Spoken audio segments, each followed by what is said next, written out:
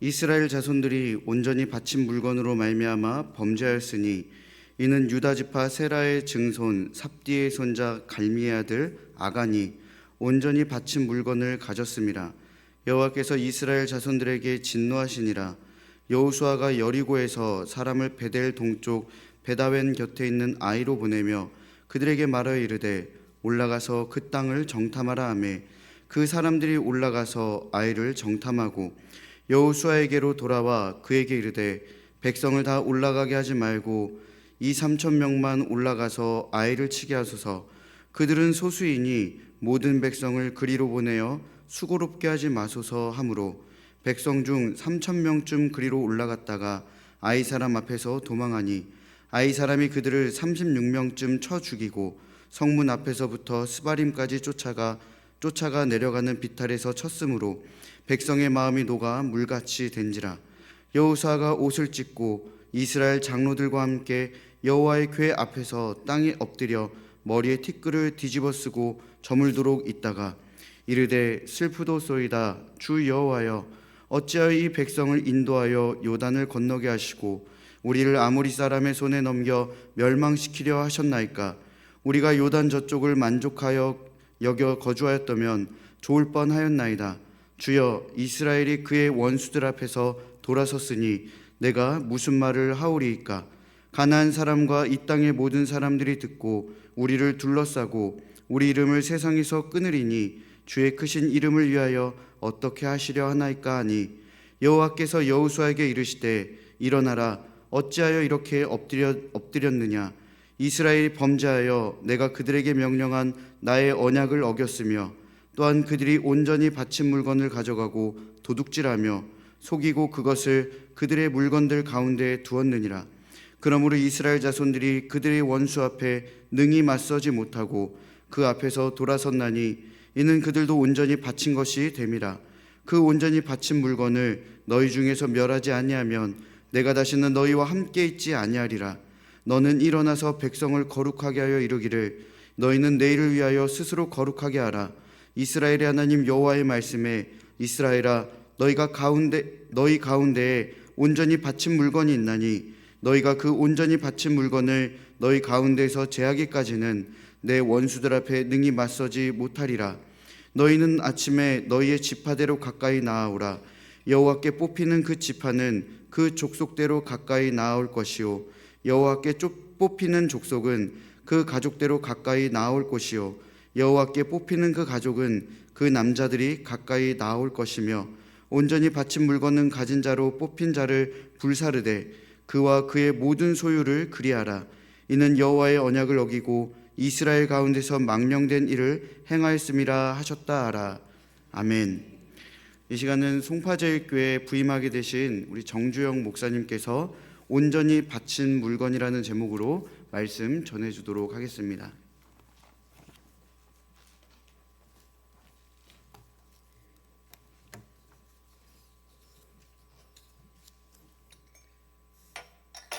물 한 잔만 하겠습니다.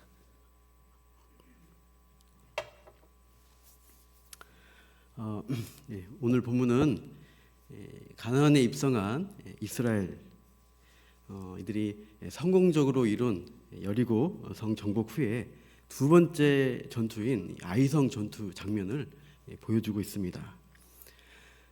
승승장구하던 이스라엘이 이 두 번째 아이성 전투에서는 처절한 실패를 경험하게 됩니다. 오늘 말씀을 통해서 첫 번째로 이스라엘이 실패한 원인에 대해서 진단해 보고 두 번째로 그 원인이 끼친 그 영향력의 심각성을 살펴보겠습니다. 세 번째로 이 실패의 문제를 어떻게 해결할 수 있는가 성경 전체적인 관점으로 알아보려고 합니다.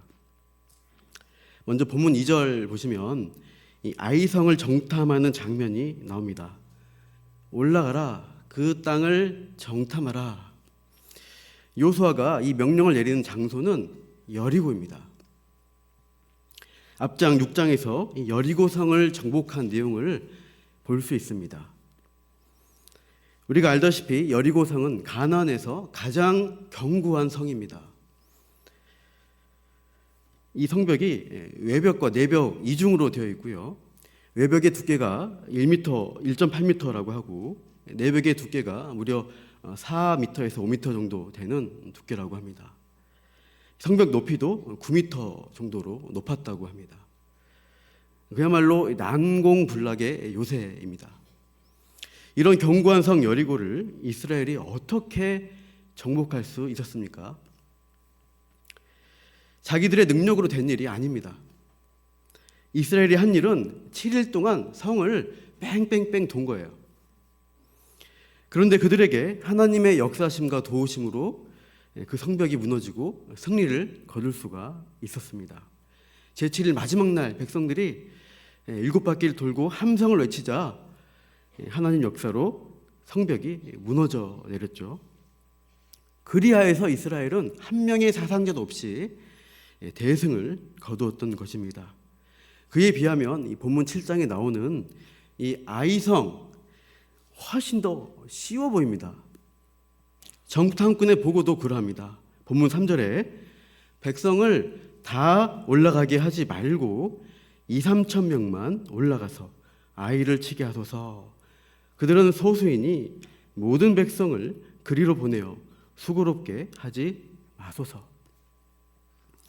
무슨 말입니까? 아이성 별거 아니니까 사람 조금만 보내서 점령하면 됩니다. 그러나 결과는 어떻게 되었습니까? 우리 4절, 5절 같이 한번 보겠습니다. 읽어보겠습니다. 시작. 백성 중 3천 명쯤 그리로 올라갔다가 아이 사람 앞에서 도망하니 아이 사람이 그들의 30 죽이고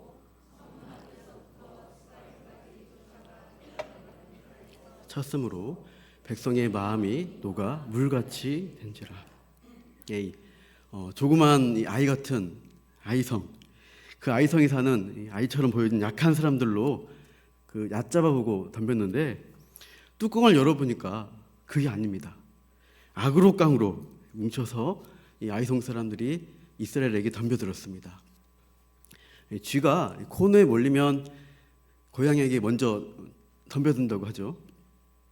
숫자로 안 되니까 오히려 죽기 살기로 이 성 밖으로 나와서 달려들었고 그게 먹히게 된 겁니다.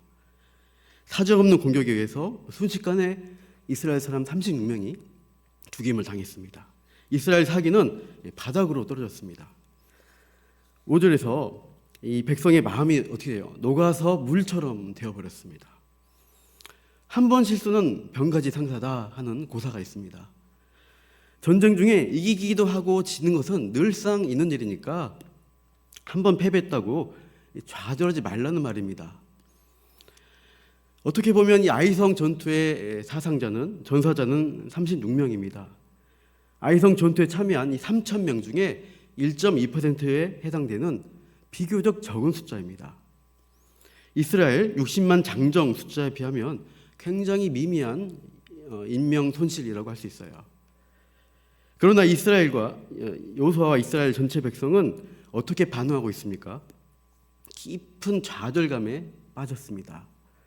전쟁을 포기할 만큼 큰 절망감에 빠지고 말았습니다.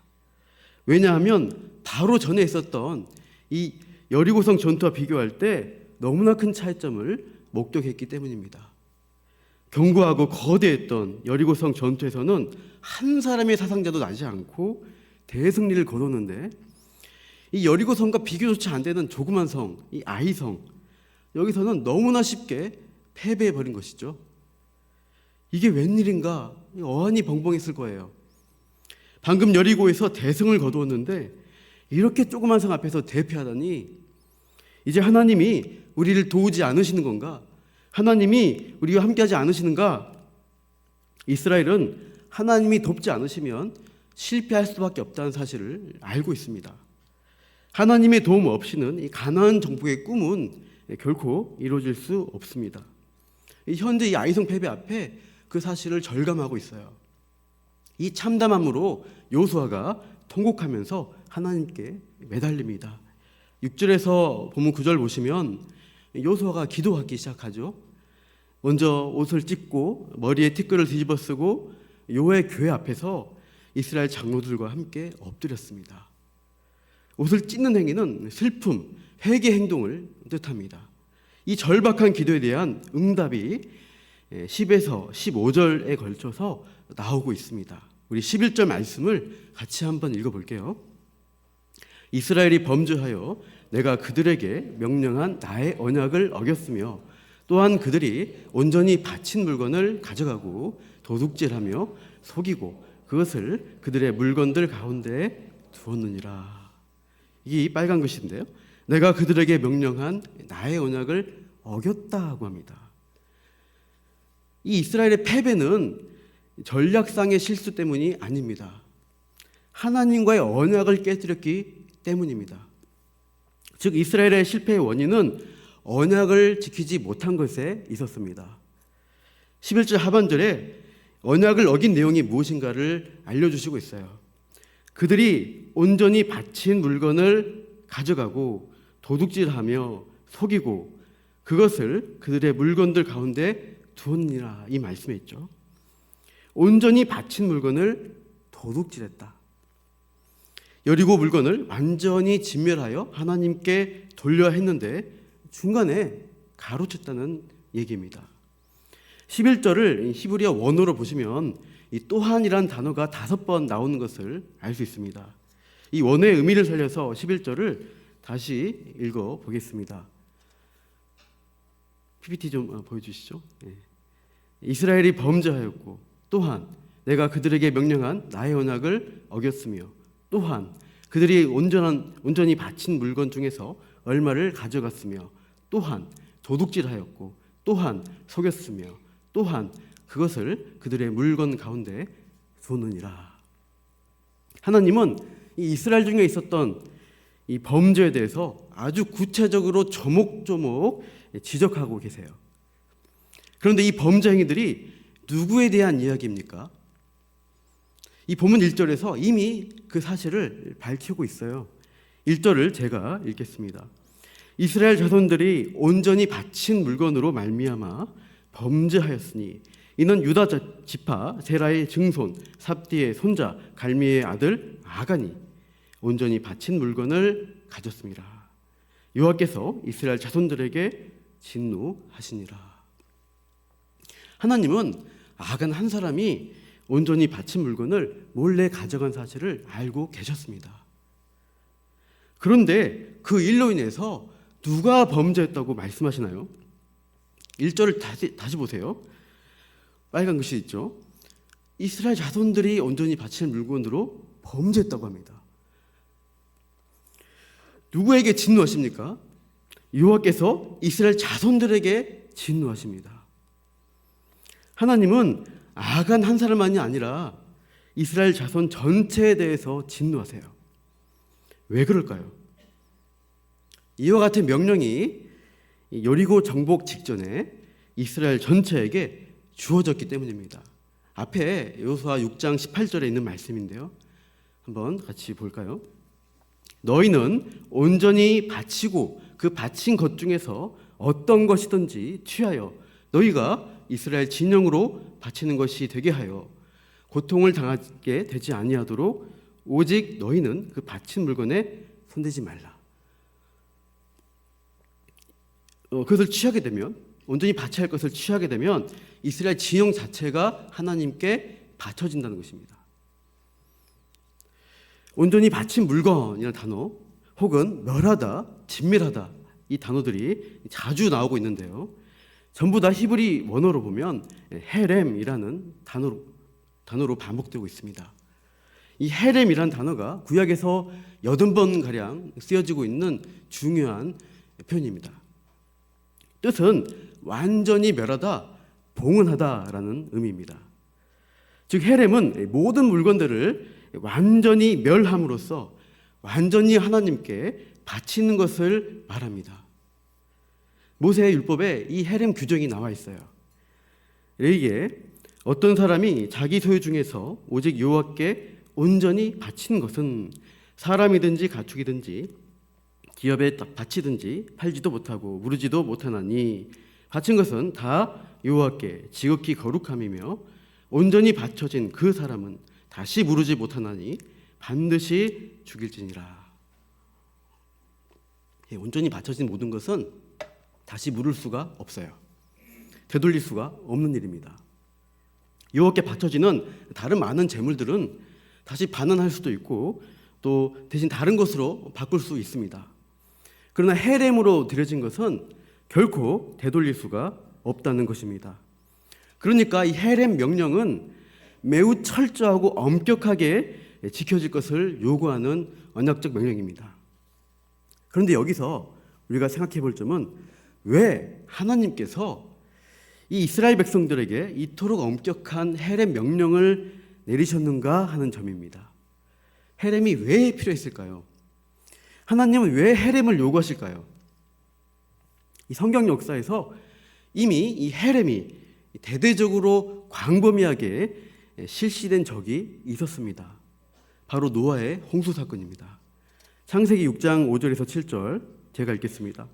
여호와께서 사람의 죄악이 세상에 가득함과 그의 마음으로 생각하는 모든 계획이 항상 악할 뿐임을 보시고 땅 위에 사람을 지으셨음을 한탄하사 마음에 근심하시고 이르시되 내가 창조한 사람을 내가 지면에서 쓸어버리되 사람으로부터 가축과 기는 것과 공중의 새까지 그리하리니 이는 내가 그것들을 지었음을 한탄함이니라 하시니라.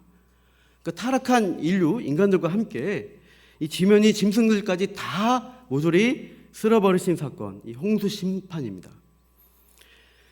왜 그렇게 하십니까? 이 사람의 죄악이 세상에 가득 찼기 때문이에요.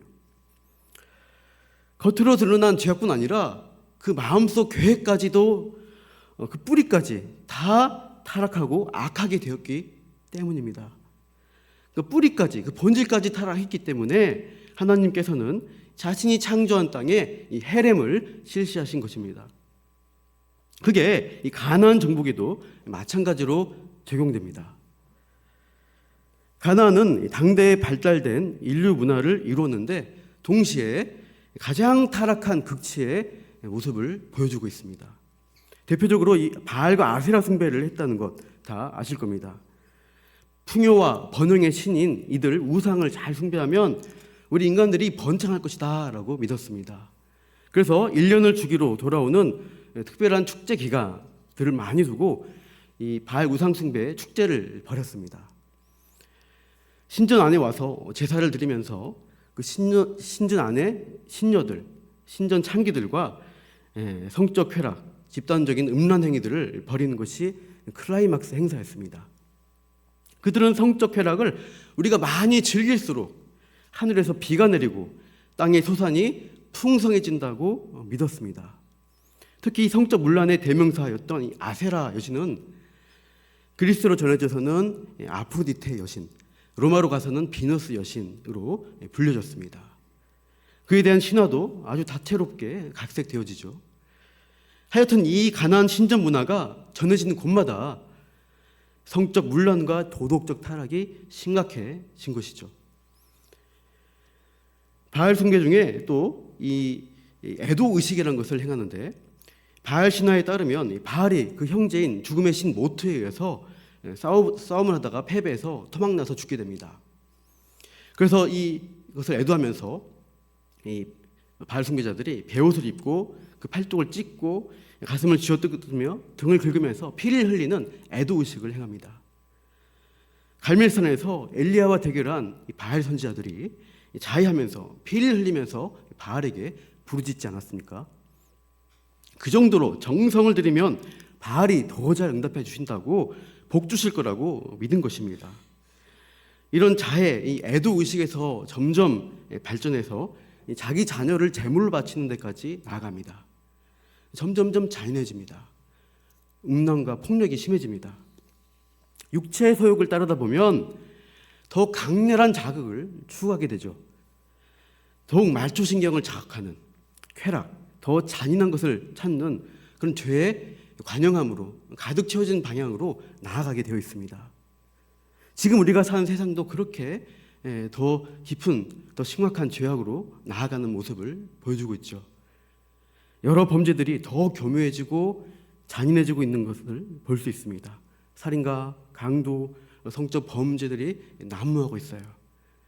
우리나라가 마약 청정국이라고 자랑해 왔었는데 이제 요즘 마약하는 젊은이들이 그렇게 많다고 합니다. 너무 가까이 이런 문화들이 들어왔습니다. 현대 문화는 혼절 순결을 별로 지키지 않습니다. 오히려 순결한 사람을 혼절 순결을 지킨 사람을 오히려 부끄럽게 바라봅니다. 연애하면서는 당연히 성관계 해야 된다. 돈 있고 시간 있는 유부남은 세컨드 두고 즐깁니다. 성범죄가 얼마나 창궐하고 있는지 모릅니다. 이 성적 문란함의 극치는 늘 시대의 종말을 불러왔습니다. 소돔과 고모라의 멸망 때도 그러했고 로마 제국의 멸망 때도 그러했습니다. 성적 타락의 마지막 그 모습들은 동성애로 많이 귀결되는 것을 찾아볼 수 있습니다. 우리 시대도 그런 방향으로 가고 있는 것이죠. 이런 우상 숭배와 더불어 쾌락을 즐기고 피를 흘리는 문화가 이 가나안에 가득 찬 거예요. 하나님은 오래전에 아브라함에게 이 가나안 심판에 대해서 미리 말씀해 주셨습니다. 창세기 15장 13절 14절에 여호와께서 아브라함에게 이르시되 너는 반드시 알라 내 자손이 이방에서 객이 되어 그들을 섬기겠고 그들은 400년 동안 내 자손을 괴롭히리니 그들이 섬기는 나라를 내가 징벌할지며 그 후에 내 자손이 큰 재물을 이끌고 나오리라. 너는 장수하다가 평안히 조상에게로 돌아가 장사될 것이요 내 자손은 한번 같이 읽으시죠. 내 자손은 4대 만에 이 땅으로 돌아오리니 이는 아모리 족속의 죄악이 아직 가득 차지 아니라 하시더니 아브라함과 이 언약을 말씀하실 때는 이 가나안 아모리 족속의 죄악이 차지 않았어요. 근데 이스라엘이 4대 만에 출애굽해서 가나안 입성할 때는 그 죄악이 가득 찬 상태가 되었습니다. 그래서 미리 경고하신 대로 이스라엘은 심판의 대행자로 들어온 것입니다. 이 가나안의 죄와 심판에 대해서 하나님은 훨씬 전에 노아 때 노아를 통해서 예언한 것을 알 수 있어요. 창세기 9장으로 가보시면 9장 25절 26절에 이에 이르되 가나안은 저주를 받아 그 형제 종들의 종이 되기를 원하노라. 또 가로되 셈의 하나님 여호와를 찬송하리로다. 가나안은 셈의 종이 되고 하나님은 이 노아로부터 새롭게 시작된 인류 후손 중에서 그 중에 가나안 후손들이 대표적으로 이 홍수 타락한 인류와 비슷하게 악하고 타락한 문화를 향유할 것을 내다 보셨습니다. 그래서 이 이스라엘이 그때가 되자 출애굽하고 광야에 있을 때 이 가나안 사람들, 가나안 문화를 어떻게 해야 되는가? 헤렘하라라고 명령하신 것입니다. 신명기에 그 말씀이 있는데요. 쭉 길게 있어요. 16절에 보면 호흡 있는 자를 하나도 살리지 말라. 17절에 쭉 족속의 이름들이 나와 있습니다. 네가 진멸하되 이게 헤렘입니다. 헤렘. 하나님 명령하신 대로 하라.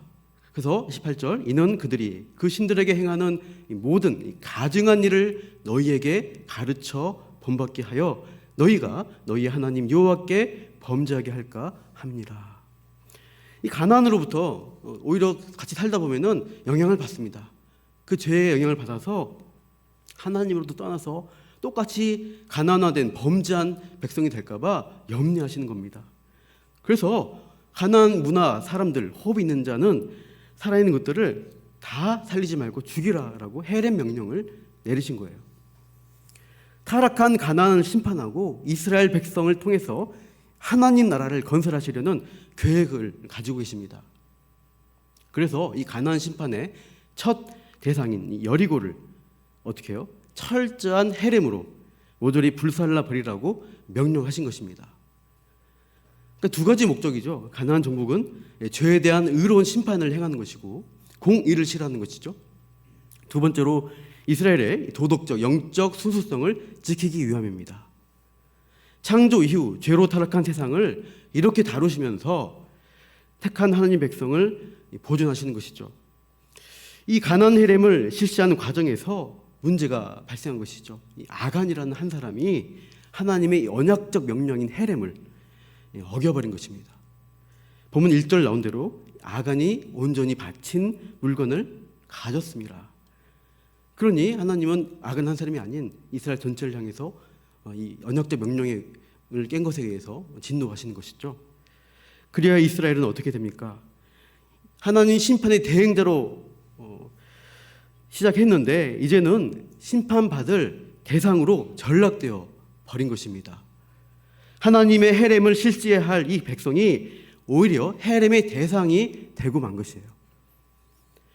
그러니 하나님에게나 이스라엘 백성에게나 이 아이성 패배의 원인이 된 이 헤렘을 어긴 문제는 심각한 것입니다. 그러면 이 헤렘 언약이 깨어진 문제, 이걸 어떻게 해결해야 할까요? 12절에서 이 받쳐진 이스라엘, 헤렘이 된 이스라엘이 회복되기 위한 방법을 하나님이 말씀하세요. 12절, 그러므로 이스라엘 자손들이 그들의 원수 앞에 능히 맞서지 못하고 그 앞에서 돌아섰나니 이는 그들도 온전히 바친 것이 됨이라. 그 온전히 바친 물건을 너희 중에서 멸하지 아니하면 내가 다시는 너희와 함께하지 아니하리라. 이 바친 것을 너희 중에서 완전히 멸해야 된다. 그렇지 않으면 하나님이 함께하실 수 없다고 말씀하십니다. 언약을 범하고 죄를 품고 이 가난화된 자에게는 하나님은 함께하실 수가 없습니다. 죄는 하나님과 인간 사이를 갈라놓습니다. 하나님은 더 이상 언약을 어기고 죄를 품은 이스라엘과 함께하실 수 없습니다. 그래서 본문 13절에서 15절 보시면 구체적인 해결 방법을 알려주십니다.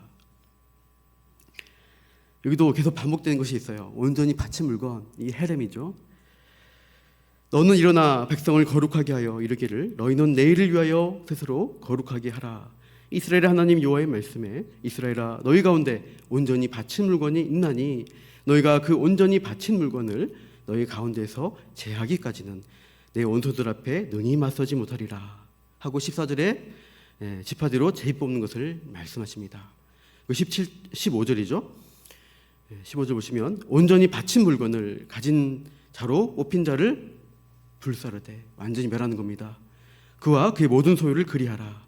이는 여호와의 언약을 어기고 이스라엘 가운데에서 망령된 일을 행하였음이라 하셨다 하라. 차례차례 제비 뽑는 과정을 통해서 누가 범죄했는가 이것을 밝혀내시는 겁니다. 그래서 16절 본문 넘어가시는데 16절에서 18절 보시면 4번에 걸쳐서 제비를 뽑아 가십니다.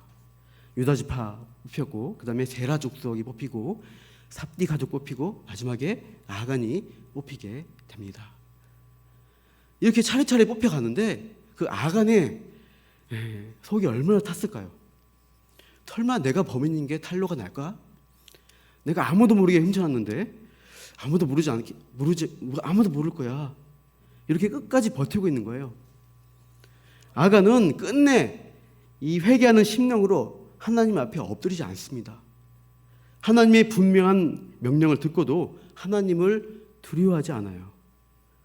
자기 죄악을 알면서도 스스로 괜찮다 여기 버티면서 결국에는 어떻게 해요? 멸망하는 처지가 되고 맙니다. 19절에 결국 제비 뽑힌 아간에게 요수아가 자백하라 말하죠. 자복하고 네가 행한 일을 내게 알게 하라. 그 일을 숨기지 말라. 그러니까 이제 그제서야 마지못해 아간이 자기 죄를 실토하고 맙니다. 아름다운 외투 한 벌, 은과 금덩이를 보고 탐을 내어서 그것을 훔쳐다가 자기 장막 아래 땅속에 묻어둔 것이죠. 사람들이 가서 그 증거물을 다 파내어 하나님과 백성 앞에서 쏟아놓습니다. 24절 보실까요? 24절 같이요. 요수아가 이스라엘 모든 사람과 더불어 세라의 아들 아간을 잡고 그 은과 그 외투와 그 금덩이와 그 아들들과 그의 딸들과 그의 소들과 그의 나귀들과 그의 양들과 속한 모든 것을 이끌고 아골 골짜기로 가서 어디 가요? 아골 골짜기로 갑니다. 25절에 요수아가 이르되 내가 어찌하여 우리를 괴롭게 하느냐. 괴롭다는 뜻이죠. 아골이.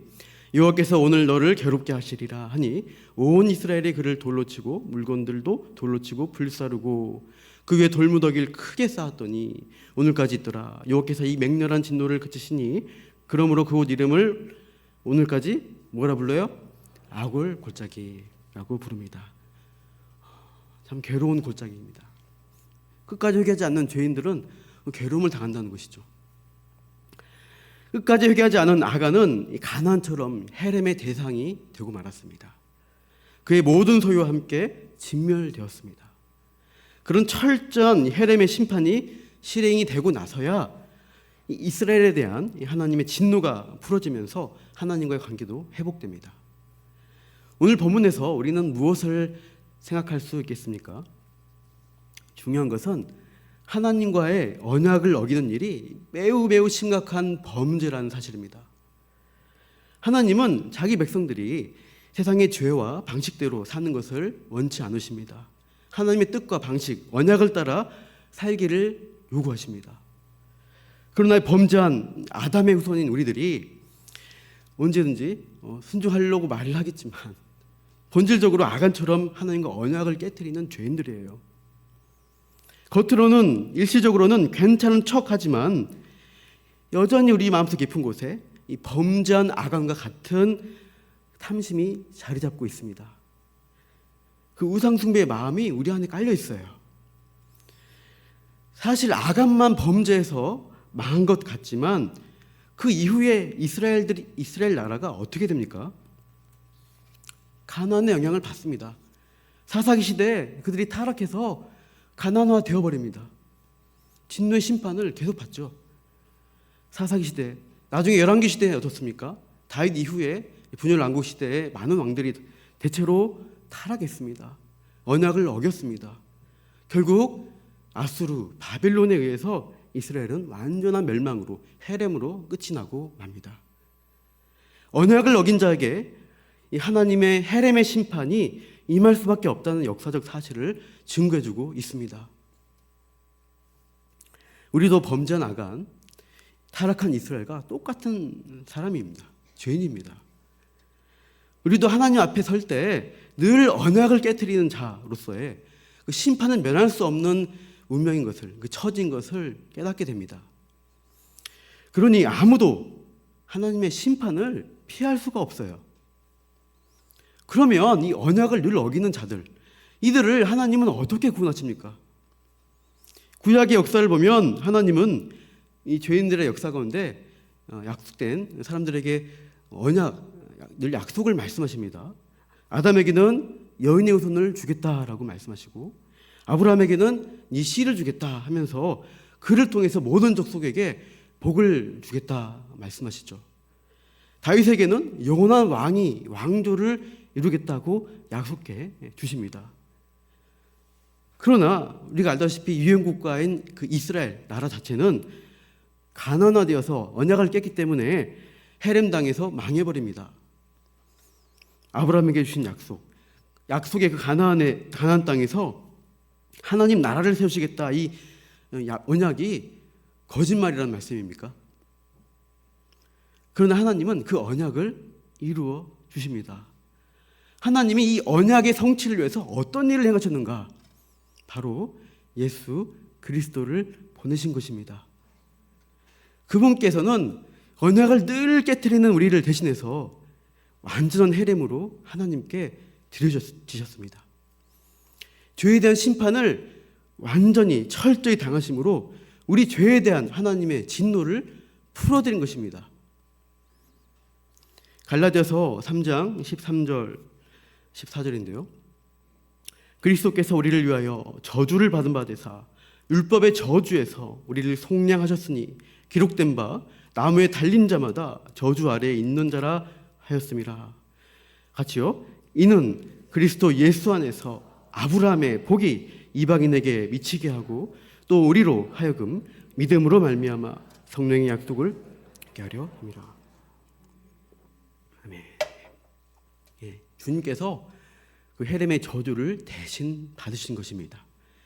헤렘 당하심으로 아브라함에게 하신 그 복에 대한 약속, 언약이 성취가 되었습니다.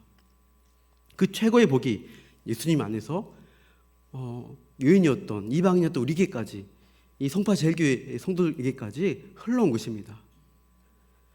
아간과 같은 죄인인 우리가 헤렘 당에 죽어야 마땅함에도 예수 그리스도께서 우리 대신 헤렘 되심으로 우리는 언약 백성으로 받아들여진 것입니다. 그래서 호세아 선지자는 이 악을 골짜기에 대해서 다른 식의 표현을 바꾸고 있어요. 한번 호세아 2장 15절 같이 읽겠습니다. 시작.